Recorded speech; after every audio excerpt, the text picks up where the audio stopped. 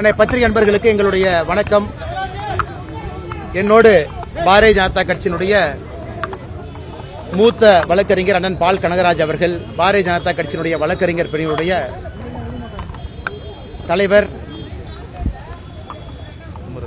குமரகுரு அண்ணன் அவர்கள், பாரதிய ஜனதா கட்சி வழக்கறிஞர் பிரிவினுடைய எல்லா வழக்கறிஞர்கள், பாரதிய ஜனதா கட்சியினுடைய தலைவர்கள் எல்லோரும் இன்று சைதாப்பேட்டை நீதிமன்றத்தில் முன்னாள் அமைச்சர் திரு டி.ஆர். பாலு அவர்கள் என் மீது தொடரப்பட்ட இந்த அவதூறு வழக்கில் இன்று நேரடியாக நான் இந்த சம்பந்தப்பட்ட வழக்கில் கடந்த ஒரு 3 மணி நேரமாக திரு டி.ஆர். பாலு அவர்களே நேரடியாக குறுக்கு விசாரணை செய்வதற்கு ஒரு வாய்ப்பு கிடைத்தது. அதற்கு உறுதுணையாக இருந்த நம்முடைய எல்லா வழக்கறிஞர் பெருமக்களுக்கு முதல் என்னுடைய நன்றிகளை தெரிவித்துக் கொள்கின்றேன். அதேபோல நான் திராவிட முன்னேற்ற கழகத்தினுடைய அமைப்பு செயலாளர் திரு ஆர்.எஸ். பாரதி அவர்கள் மீது தொடுத்திருந்த அவதூறு வழக்கு என்று ஆர்.எஸ். பாரதி அவர்கள் வராத காரணத்தினால அடுத்த ஒரு தேதிக்கு மாற்றப்பட்டிருக்கிறது. எப்பொழுதும் சொல்வதைத்தான் இன்றும் சொல்லுகின்றேன். இந்தியாவில் குறைந்தபட்சமான வழக்கில் மட்டும்தான் அந்த வழக்கு சம்பந்தப்பட்டவங்க வழக்கை எடுத்து நேரடியாக வாதிடுவார்கள். எனக்கு திராவிட முன்னேற்ற கழகம் செய்திருக்கக்கூடிய ஊழல், நாங்கள் வெளியிட்டிருக்கக்கூடிய டிஎம்கே ஃபைல்ஸ் பார்ட் 1 பார்ட் 2, திரு டி.ஆர். பாலு அவர்கள் மீது நான் சுமத்தியிருக்கக்கூடிய குற்றம் அனைத்தின் மீதும் நம்பிக்கை இருக்கின்ற காரணத்தினால நேரடியாக நம்முடைய மூத்த வழக்கறிஞர் திரு பால் கனகராஜ் அவர்களுக்கு கொடுத்திருந்த அபிடவிட்டை வித்ட்ரா பண்ணி நானே நேரடியாக இந்த கேஸில் ஒரு சாமானிய மனிதனாக என்று ஆஜராகி வாதிட்டேன். அது அவருக்கு 2.25 விமானம் இருந்த காரணத்தினால அவங்க குறுக்கு விசாரணை 3 மணி நேரத்திற்கு பிறகு மறுபடியும் இன்னொரு புதிய தேதி வேண்டும் என்ற காரணத்தினால இன்று குறுக்கு விசாரணை ஒத்திவைக்கப்பட்டிருக்கிறது. தொடர்ந்து நானே இந்த வழக்கில் நம்முடைய மூத்த வழக்கறிஞர்களுடைய உறுதுணையில் இந்த வழக்கை வாதாட இருக்கின்றேன். நிச்சயமாக திராவிட முன்னேற்ற கழகத்திற்கு இந்த வழக்கு மூலமாக ஒரு பாடத்தை புகட்டுவோம் என்கின்ற முழு நம்பிக்கை எங்களுக்கு இருக்கு. அது மட்டுமில்ல, சாமானிய மனிதர்கள் நம்முடைய உரிமைக்காக நாம் பேசும் பொழுது நம்முடைய வழக்கை நாமளே கோர்ட்ல எடுத்து வாதாட முடியும் என்பதற்கும் இன்னைக்கு கோர்ட்ல நடந்த சம்பவம் ஒரு சாட்சியாக இருக்கு. எவ்வளவு பெரிய மனிதர்களாக எப்படிப்பட்ட பொறுப்பில் இருந்தாலும் கூட எந்த ஒரு சாமானிய மனிதனும் தன்னுடைய சொல்லியிருக்கக்கூடிய குற்றச்சாட்டின் மீது நம்பிக்கை இருக்கும் பட்சத்தில் நாம வாதாடலாம் அப்படிங்கிறது தான் நாங்கள் இன்று செய்திருக்கின்றோம், தொடர்ந்து செய்வோம். எனக்கு பத்திரிகை நண்பர்களுக்கு இந்த வழக்கு சம்பந்தமான அப்டேட், ஏன்னா என்ன கிராஸ் கொஸ்டின் பண்ணோம், என்ன பதில் சொன்னாரு, என்ன கேள்வி கேட்டோம் அப்படிங்கிறது இப்ப நான் சொன்னா அது சப்ஜுடிஸ் மேட்டருங்கிறதுனால நான் பேச முடியாது. அதனால் முழுமையாக முடித்த பிறகு அது உங்களுக்கு பொதுவெளியில நான் கேட்டிருக்கக்கூடிய எல்லா கேள்விகளும், சேது சமுத்திர கெனால் ப்ராஜெக்டிலிருந்து, சாராய ஆலையிலிருந்து, குடும்பம் நடத்தக்கூடிய நிறுவனத்திலிருந்து, இன்று அவர் கோர்ட்டுக்கு வந்த கார் எந்த நிறுவனத்தினுடைய பெயரில் இருக்கு, அவருடைய அபிடவிட், வாங்கியிருக்கக்கூடிய கடன், இது சம்பந்தமான எல்லா கேள்விகளையும் கூட இன்று கேட்டிருக்கின்றோம். அடுத்து வரக்கூடிய குறுக்கு விசாரணையின் பொழுது இன்னும் நிறைய கேள்விகளை கேட்க இருக்கின்றோம். அதனால் பத்திரிகை நண்பர்களுக்கு வேற கேள்வி இருக்குதுன்னா கேளுங்கண்ணே, பதில் சொல்றோம். ஏங்கண்ணே கேள்வி இருக்கா சொல்லுங்கண்ணே. ஐயா, அவருடைய கிராஸ் எக்ஸாமினேஷன் கண்டினியூ ஆகுதுங்க ஐயா. 2.25 விமானம் இருப்பதாக அவருடைய வழக்கறிஞர் அவர்கள் நீதிமன்றத்தில் சொன்னாங்க. அவங்க கேட்டுக்கொண்டதன்படி ஒரு புதிய தேதி கேட்டிருக்கிறாங்க. அந்த புதிய தேதியில மறுபடியும் அந்த கிராஸ் எக்ஸாமினேஷன் குறுக்கு விசாரணை கண்டினியூ ஆகுங்க ஐயா. ஐயா, அவருக்கு மார்ச் முழுவதுமே பாராளுமன்றம் இருக்கின்ற காரணத்தினால அவர்கள் நீதியரசரின் முன்பு பாராளுமன்றம் முடிந்த தேதியை கேட்டிருக்கிறாங்க. ஏப்ரல் முதல் வாரத்தில் ஏப்ரல் 7ஆம் தேதி அந்த தேதி கொடுத்திருக்கிறாங்க. ஏப்ரல் 7ஆம் தேதி அண்ணா. ஆர்.எஸ். பாரதி அவர்கள் அவருடைய தேதி எப்பனா மார்ச் 10ஆம் தேதி அவருடைய வழக்கு அன்னைக்கு நடக்குங்க. ஆமாங்க அண்ணா. அண்ணா கேள்வி அண்ணா கொஞ்சம் சத்தமா கேளுங்கண்ணே.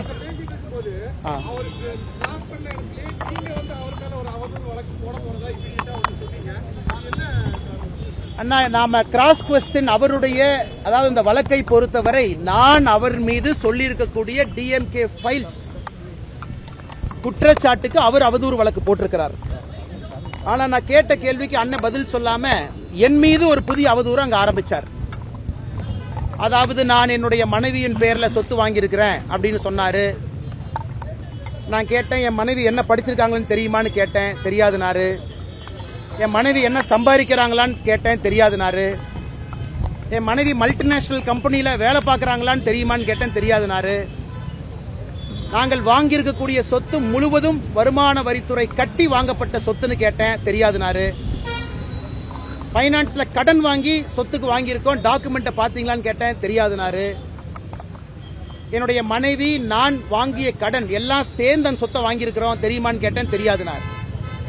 எதையுமே தெரியாம நான் ஏதோ ஊழல் செய்து, எந்த ஒரு பொது வாழ்க்கையிலும் இல்லாத நான் ஊழல் செய்து ஒரு சொத்தை வாங்குறேன்னு சொன்னாரு. அதற்காக கிராஸ் எக்ஸாமினேஷன் நடக்கும் பொழுதே அதை நீதியரசரிடம் பதிவு செய்துவிட்டு நாளை அவர் மீது மற்றும் ஒரு புதிய அவதூறு வழக்கை நாங்கள் தொடுக்க இருக்கின்றோம். எங்களுடைய வழக்கறிஞர்கள் அண்ணன் குமரகுரு அவர்கள் வழக்கறிஞருடைய தலைவராக இருக்கிறாங்க. அவர் அனுமதி வாங்கி அண்ணன் பால் கனகராஜ் அவர்கள் எங்களுடைய மூத்த வழக்கறிஞர், அவர் இந்த அவதூறு வழக்கை மற்றும் தொடுக்க போறோம். அதனால இந்த கேஸை பொறுத்த வரைக்கும் நாங்கள் விடப்போவது கிடையாது. நான் அந்த அவதூறு வழக்கில் சொத்தை எப்படி வாங்கணும், எங்களுடைய பேங்க் அக்கவுண்ட்ல நானும் என் மனைவியும் திருமணத்திற்கு பிறகு 15 ஆண்டுகள்ல எவ்வளவு சம்பாதிச்சிருக்கோம், என்னுடைய மனைவி எந்த நிறுவனத்தில் IIM பெங்களூர்ல படித்த பிறகு மும்பையில, பெங்களூர்ல, சென்னையில வேலை பார்த்த நிறுவனத்தில் வாங்கியிருக்கக்கூடிய சம்பளம், எக்ஸ்ட்ரா நாங்க வாங்கிய கடன் அனைத்தையும் அந்த அவதூறு வழக்கின் பொழுது பொதுவெளியில வெளியிட இருக்கின்றோம். அதே போல இன்னொன்னு சொன்னாரு, நான் சென்னையிலே தங்கி இருக்கின்ற காரணத்தினால நண்பர்கள் வந்து இந்த டிஎம்கே ஃபைல்ஸ்ல சொல்லியிருந்தேன் வீட்டு வாடகை கொடுக்கறாங்க அப்படின்னு. அதையும் ஒரு அவதூறாக சொன்னார். அதுக்கு நான் பதில் சொன்னேன். நான் சென்னையில் இருப்பது பாரதிய ஜனதா கட்சியினுடைய மாநில தலைவர் என்கின்ற பொறுப்பினால் மட்டும்தான் இருந்தேன். எனக்கு சென்னையில பிசினஸ் எதுவும் கிடையாது. கட்சி பொறுப்புக்காக கோயம்புத்தூர், கரூர்ல இருந்து சென்னைக்கு வந்தேன். அப்ப கட்சிக்கும் நம்முடைய வீட்டுக்கும் இருக்கக்கூடிய தொடர்பு, கட்சிக்கு என்னுடைய நண்பர்கள் யாரெல்லாம் எனக்கு சார்பாக கட்சிக்கு பணம் கொடுத்திருக்காங்க, அந்த பணத்தை கட்சி எப்படி எனக்கு பேங்க் அக்கவுண்ட்ல செலவு பண்ணிருக்காங்க, எல்லாத்தையும் இந்த அவதூறு வழக்குல கொண்டு வர போறோம். நான் ஜெனரலா யாராச்சும் பேசினா அவதூறு வழக்கெல்லாம் நான் போடவே மாட்டேன். ஆனா இதுல TR பாலு அவதூறு வழக்கு போட்டதுல நான் இன்னைக்கு ஆஜராகி கேள்வி கேட்கிறப்ப மறுபடியும் தப்பிப்பதற்காக ஒரு புது அவதூறை சொன்னதற்காக அவர் மீது மற்றும் ஒரு அவதூறு வழக்கை தொடுக்க இருக்கின்றோம். அதுல எல்லாம் வெளியே வரட்டும். நான் ஏற்கனவே டிஎம்கே பார்ட் ஃபைல்ஸ் வெளியிட்ட பொழுது கடந்த 20 ஆண்டுகளாக என்னுடைய மொத்த சொத்து பட்டியலை வெளியிட்டோம். இந்த முறை TR பாலு அவர்கள் மீது தொடுக்கக்கூடிய அவதூறு வழக்கின் பொழுது நானும் என்னுடைய மனைவியும் நான் அரசியலுக்கு வந்த பிறகு வாங்கிய சொத்துக்கள் ஏதாவது இருந்தால் ஒரு விவசாய நிலம் வாங்கியிருக்கிறோம். அந்த விவசாய நிலத்திற்கு பணம் எங்கிருந்து வந்தது எல்லாம் பொதுப்படையில் இருக்கும். கடன் வாங்கியிருக்கிறோமா 2.5 கோடி ரூபாய் கடன், அதுவும் பொதுப்படையில் இருக்கும். அதனால் நேர்மையான அரசியலை முன்னெடுக்க வேண்டும் என்று நினைக்கக்கூடிய நான் அந்த கடினமான பாதையில பயணிச்சுதான் ஆகணும். எனக்கு இந்த TR பாலு அவர்கள் மீது நான் தொடுக்கக்கூடிய புது அவதூறு வழக்கு என்பது இதையெல்லாம் பொது வெளியில பத்திரிகை நண்பர்கள் மூலமாக தமிழக மக்களுக்கு சொல்வதற்கு ஒரு வாய்ப்பாக பயன்படுத்தி எல்லாத்தையும் வெளியே சொல்வதற்கு இந்த அவதூறு வழக்கை பயன்படுத்திக் கொள்ள இருக்கின்றோம்.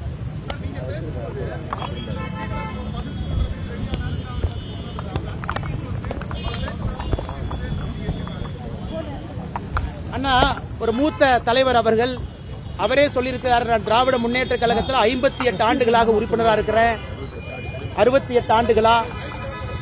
நாங்கள் நிறைய கேள்விகள் கேட்டோம். எதற்கு தஞ்சாவூர்ல வடசேரி பகுதியில் உங்கள் மீது 14 ஆண்டுகளாக தொடர்ந்து கருப்பு தினமாக வடசேரி மக்கள் அந்த பகுதியில் கருப்பு தினத்தை அனுசரிக்கிறாங்க? எதற்காக வேறு வேறு தலைவர்கள் உங்கள் மீது நீங்கள் கப்பல் வாங்கியதெல்லாம் சொன்னாங்க, அவங்க மீதெல்லாம் அவதூறு வழக்கு தொடுத்தீங்களா? சுப்பிரமணிய சாமி அவர்கள் மீது, மேடம் ஜெயலலிதா அவர்கள் மீது, இவர்கள் மீது, அண்ணன் MK அழகிரி அவர்கள் மீது அதெல்லாம் ஸ்பெசிபிக்கா கேட்டோம். MK அழகிரி அவர்கள் நீங்கள் ஊழல் செஞ்சனாலதான் 2009 கேபினெட்ல இல்லைன்னு சொன்னாரு. அழகிரி அவர்கள் மீது அவதூறு வழக்கு தொடுத்தீங்களான்னு கேட்டோம். இதுவரை TR பாலு அவர்கள் சம்பந்தப்பட்ட பொது வாழ்க்கையில எல்லா கேள்விகளையுமே கேட்டுக்கொண்டிருக்கின்றோம். இன்று அவர் வந்த கார் கூட தெரியாது, ஏதாச்சும் கார் இருந்தா ஏறி உட்கார்ந்துட்டு வருவன் தான் சொன்னாரு. அதையும் ஆழமாக கேட்டிருக்கின்றோம். காரணம், தமிழக மக்களுக்கு இதன் மூலமாக பல விஷயங்களை தெளிவுபடுத்துவதற்கு ஒரு வாய்ப்பாக பார்க்கின்றோம். நீதியின் மீது முழு நம்பிக்கை இருக்கிறது, நீதி வெல்லும் என்கின்ற முழு நம்பிக்கையும் இருக்கு. அதனால் அடுத்த கிராஸ் எக்ஸாமினேஷன்ல அதை கண்டினியூ பண்ண போறோம்.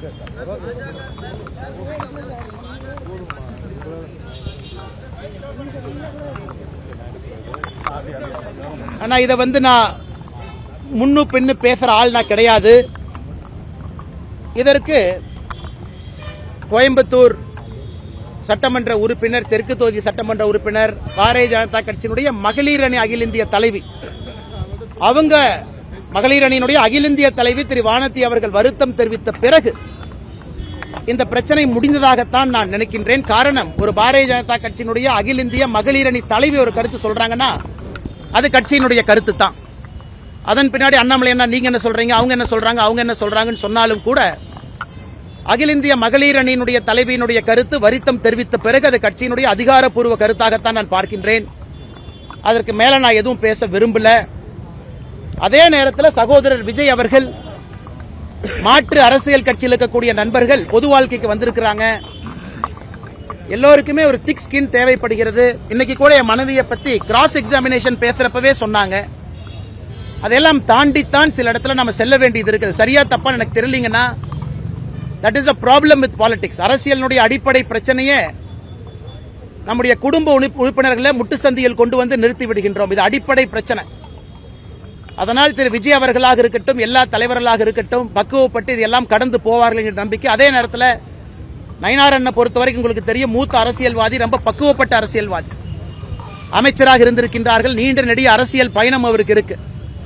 ஆனால் பத்திரிகை நண்பர்களுக்கு என்னுடைய அன்பான வேண்டுகோள், அகில இந்திய மகளிர் அணி தலைவி கட்சியின் சார்பாக வருத்தம் தெரிவித்ததோடு இந்த பிரச்சனை முடிந்ததாக நான் நினைக்கின்றேன்.